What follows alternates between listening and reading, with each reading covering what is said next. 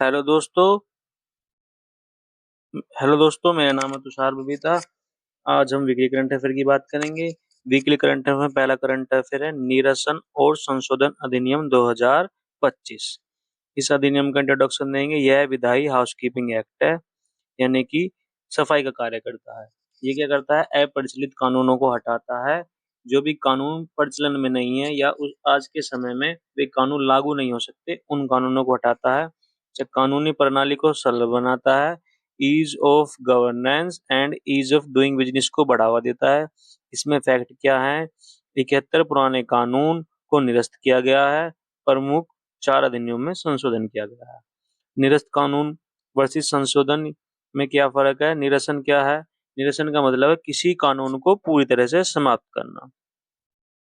संशोधन का क्या मतलब है? कानून में बदलाव करना, यानी कि कुछ कानून ऐसे जिसमें कुछ जोड़ा जाएगा, घटाया जाएगा और उसमें कुछ बदलाव किए जाएंगे। इस अधिनियम यानी कि 2025 का जो ये अधिनियम है, इसमें 2 तरह की अनुसूची है। पहले अनुसूची में कौन से कानून है?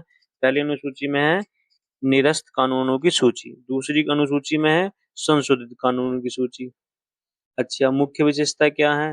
मुख्य विशेषता 2 तरह की है। अप्रचलित कानूनों को हटाना, पुराने अप्रासंगिक कानून हटाकर उन्हें सरल बनाना। 2014 से अब तक 1500 प्लस ऐसे कानून है जो अप्रचलित थे, उन्हें हटाया गया है। दूसरा क्या इसका महत्वपूर्ण पॉइंट है? लक्षित संशोधन, टारगेटेड अमेंडमेंट। कुछ कानून पूरी तरह से नहीं बदले गए, लेकिन उनमें क्या करा गया? उनमें कुछ बदलाव किया गया। अच्छा, जो बदलाव किया गया वे कानून कैसे हैं? जैसे कि एक कानून है सीपीसीटी 1908 में। इसमें क्या है? जनरल कोर्सेज एक्ट, इसमें संशोधन किया गया है। रजिस्ट्रेशन रजिस्टर्ड पोस्ट की जगह क्या कर दिया? Speed post with proof of delivery, यानी कि जल्दी से तो पोस्ट होएगी वो चीजें, और क्या होएगा? प्रूफ के साथ डिलीवरी भी चाहिए। अच्छा, आधुनिक डाक प्रणाली के अनुसार बदलाव हुआ। इसमें 2 तरह के संशोधन हुए, सील प्रक्रिया संहिता और सामान्य दंड अधिनियम। दूसरा क्या है? उत्तराधिकार कानून में कुछ संशोधन किए गए। तीसरा है आपदा प्रबंधन में कुछ बदलाव किए गए। चौथा क्या है? बचत खंड, पुराने कानूनों को हटाने के बाद भी पहले से जो मिले अधिकार है वो सुरक्षित रहेंगे।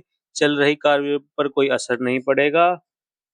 महत्व क्या है? गवर्नेंस अच्छा होएगा, प्रशासनिक में एफिशिएंसी बढ़ेगी, जुडिशरी अच्छी तरह से कानून बनाएगी और कानून की व्याख्या आसान कर पाएगी, और इकोनॉमी क्या होगा? ईज ऑफ डूइंग बिजनेस को बढ़ावा मिलेगा। ये आज का पहला करंट अफेयर है। अब चलते हैं दूसरे करंट अफेयर की तरफ।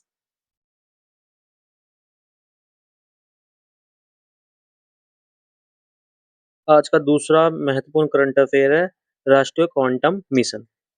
हालिया हालिया समय में भारत ने लगभग 1000 किलोमीटर की क्वांटम संरचना का विकास किया है, जो कि 2000 किलोमीटर के लक्ष्य का आधा है। यानी कि हमने जो लक्ष्य रखा था 2000 किलोमीटर की क्वांटम संरचना का, उसमें से हमने आधा पार कर लिया। अच्छा, क्वांटम का विकास हुआ। कौन विकास कर रहा है? विज्ञान और प्रौद्योगिकी विकास, इसका विकास की बात चल रही है। मतलब इसमें योजना लागू करवा रहे हैं। 1000 किलोमीटर नेटवर्क का महत्व क्या है? उन्नत सुरक्षा मिलेगी। क्वांटम आधारित नेटवर्क में वैश्विक स्तर पर सबसे लंबी डिप्लोमेसी में से एक है। उपयोग क्या है? रक्षा रक्षा क्षेत्र में उपयोग होएगा, बैंकिंग क्षेत्र में उपयोग होएगा, क्रिटिकल इंफ्रास्ट्रक्चर में इसका इस्तेमाल होगा। तीसरा क्या है? भौगोलिक अनुकूलता, कठिन क्षेत्र में भी काम करता है। इनका उपयोग उपयोग कैसे होगा? अंडर वाटर नेटवर्क के जरिए और भूमिगत नेटवर्क के जरिए इनका इस्तेमाल हो सकता है दोनों तरह से, यानी कि पानी के अंदर में भी उसी तरह से काम करेंगे, पानी के बाहर भी उसी तरह से काम करेंगे, और जमीन के अंदर भी उसी तरह से काम करेंगे। रक्षा महत्व क्या है? डिजिटल इकोसिस्टम बनेगा। इससे क्या होगा? डबल डबल यूज हो जाएगा। एक तो सिविल यानी कि आम नागरिकों के लिए, दूसरा का इस्तेमाल हो जाएगा मिलिट्री के लिए, इसका एक इस्तेमाल हो जाएगा। अच्छा, क्वांटम की डिस्ट्रीब्यूशन है क्या? इसके लिए हम सबसे पहले एक छोटा सा डायग्राम बना लेते हैं कि किस तरह से काम करता है। ये एक तरह से क्वांटम संरचना है, यानी कि क्वांटम के तार बिछ रहे हैं। इसमें क्या है? इसमें अंदर ये प्रोटॉन्स होंगे, छोटे छोटे। प्रोटॉन्स में क्या रहेगा? प्रोटॉन्स में हमारे मैसेज रहेंगे, संदेश रहेंगे। ठीक, एक तरह से चैन, यानी कि ये आपस में ऐसे जुड़े भी होंगे। ठीक, तो जो भी इन चैनों में कोई भी बदलाव करेगा, यानी कि कोई हैकिंग करने की कोशिश करेगा, तो इनके क्या हो जाएगा? जो फोटोन है ना, इनके स्टेटस बदल जाएगा। तो बदल जाएगा तो तुरंत हैकिंग को डिटेक्ट कर लिया जाएगा कि ये चीज हैक हो चुकी है। इसलिए क्या है? इसे वर्चुअली अनहैकेबल कम्युनिकेशन कहा जाता है, यानी कि इसके हैक होने की संभावनाएं ना के बराबर है। ठीक, मुख्य उद्देश्य क्या है? क्वांटम कंपनी कंप्यूटिंग को बढ़ावा मिलेगा। क्वांटम संरचना को बढ़ावा मिलेगा, क्वांटम सेंसिंग को बढ़ावा मिलेगा, क्वांटम सामग्री को बढ़ावा मिलेगा। क्वांटम कंप्यूटिंग तुम्हें पता ही है, सुपर कंप्यूटर में इसका इस्तेमाल हो जाएगा। क्वांटम संरचना दो तरह से इस्तेमाल हो सकता है, एक तो मिलिट्री पर्पज से, एक सिविल पर्पज से। क्वांटम सेंसिंग क्या है, एटॉमिक क्लॉक क्लॉक की बात होगी, हाई जीपीएस अल्टरनेटिव की बात हो जाएगी, क्वांटम सामग्री में सुपर कंडक्टर की बात हो जाएगी, ट्रोपिकल्स मटेरियल्स की बात हो जाएगी। अच्छा, इसका रणनीतिक महत्व क्या है?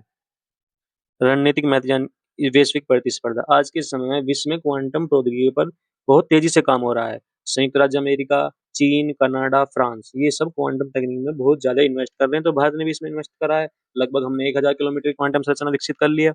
अच्छा, राष्ट्रीय सुरक्षा क्या है? कम्युनिकेशन अच्छा होगा तो मिलिट्री प्लस इंटेलिजेंस बहुत अच्छे से काम करेगी। आर्थिक महत्व क्या होगा? इम्पोर्ट ड्यूटी कम हो जाएगी। अमृत भारत मिशन चल रहा गवर्नमेंट ऑफ इंडिया का, तो उस मिशन को बूस्ट मिलेगा। आज का तीसरा महत्वपूर्ण करंट अफेयर है जलियांवाला बाग हत्याकांड। 13 अप्रैल 1919 में अमृतसर में यह हत्याकांड हुआ था। बैसाखी के दिन शांतिपूर्ण सभा पर जनरल डायर ने बिना चेतावनी के गोली चला दी थी। सैकड़ों लोग मारे गए, हजारों लोग घायल हो गए। मेरे हिसाब से हजारों लोग मारे गए और सैकड़ों लोग घायल हो गए। महत्वपूर्ण घटना क्या है? इस घटना ने ब्रिटिश शासन की क्रूरता को उजागर किया गया। पूरे देश में आक्रोश फैला और स्वतंत्रता आंदोलन तेज हुआ। इसमें क्या हुआ? भारत ने औपनिवेशिक इतिहास का सबसे दर्दनाक और निर्णायक मोड़ था यह जो हत्याकांड था, जिसने आजादी की लड़ाई को नई दिशा दी। अच्छा, इसका बदला कब लिया? उधम सिंह एक भारतीय क्रांतिकारी थे। इन्होंने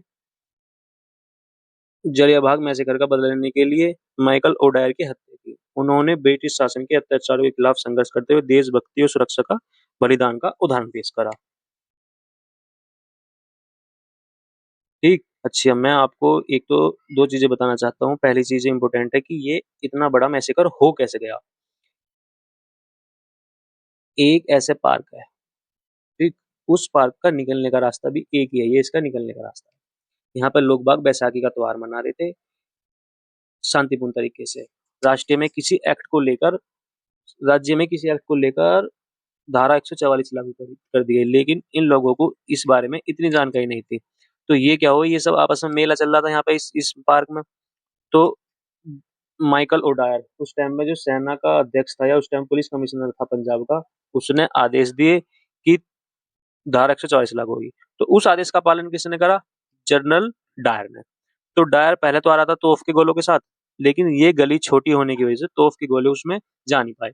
तो उसने क्या करा? उसने यहाँ पे सैनिक खड़े कर दिए और अंधाधुंध फायरिंग शुरू कर दी। उस फायरिंग में हजारों बच्चे मारे गए, हजारों महिलाएं मारी गई। कुएं थे दो यहाँ बड़े बड़े, उस इतने मारकाट मची कि उन वे कुएं भर गए लाशों के ढेर से। तो ये उधम सिंह नाम के आदमी थे।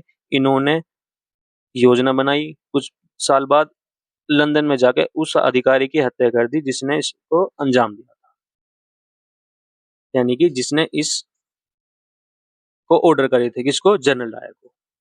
ठीक। तो आज का ये करंट अफेयर खत्म होता है। अब हम पढ़ेंगे डॉक्टर बी आर अम्बेडकर की 135वीं जयंती मनाई गई। 13 अप्रैल इनका जन्म कब हुआ? 13 अप्रैल 1891 में महू मध्य प्रदेश में। अच्छा, ये क्या है? भारतीय संविधान के मुख्य शिल्पकार हैं। ठीक, चेयरमैन थे ड्राफ्टिंग कमेटी के। स्वतंत्रता भारत के पहले कानून मंत्री बने। इन्हें उपाधि किसकी दी जाती है? भारत संविधान के इन्हें जनक माना जाता है। इनका प्रमुख योगदान क्या है? भारत संविधान के निर्माण में योगदान, समानता, स्वतंत्रता, बंधुत्व और न्याय जैसे मूल्यों को संविधान में स्थापित किया गया, यानी कि इक्वलिटी, फ्रीडम, ब्रदरहुड और जस्टिस जैसी वैल्यूज को कॉन्स्टिट्यूशन में इंक्लूड कराया। मौलिक अधिकार, फंडामेंटल राइट्स और डीपीएसपी निर्देशों को मजबूत आधार दिया। सामाजिक सुधार किए, यानी कि सोशल रिफॉर्म करे। जाति व्यवस्था और छुआछूत के खिलाफ संघर्ष किया, यानी कि कास्ट सिस्टम और अनटचेबिलिटी का इन्होंने विरोध करा। दलितों और वंचित वर्ग के अधिकारों के लिए इनके कार्य को आजीवन याद करा जाएगा। अच्छा, इन्होंने आर्थिक व राजनीतिक विचार भी थे इनका। राज्य कैसा, इन्होंने बताया कि राज्य होना चाहिए समाजवादी राज्य। मुख्य भूमि सुधार की बात करी। औद्योगिकरण के समर्थक थे। श्रमिकों के अधिकारों के लिए सामरिक सुरक्षा पर जोर दिया। अच्छा, इन्होंने क्या करा? इन्होंने धर्म परिवर्तन करा। 1956 में बौद्ध धर्म को अपनाया, जिसे एक सामाजिक आंदोलन खड़ा हुआ। इनकी महत्वपूर्ण बुक क्या है? Annihilation of caste, the Buddhist and his Dhamma who were Shudras. अच्छा, भारतीय इतिहास के सबसे महत्वपूर्ण व्यक्तियों में से एक थे डॉक्टर बी आर अम्बेडकर। इन्होंने शिक्षा के माध्यम से एक वर्षों पुरानी चली आ रही प्रथा को नेस्तो नाबूद कर दिया गया। अपने वर्ग और अपनों को सबसे आगे खड़े करने की कोशिश की, केवल और केवल शिक्षा के माध्यम से। ठीक। अच्छा, आज का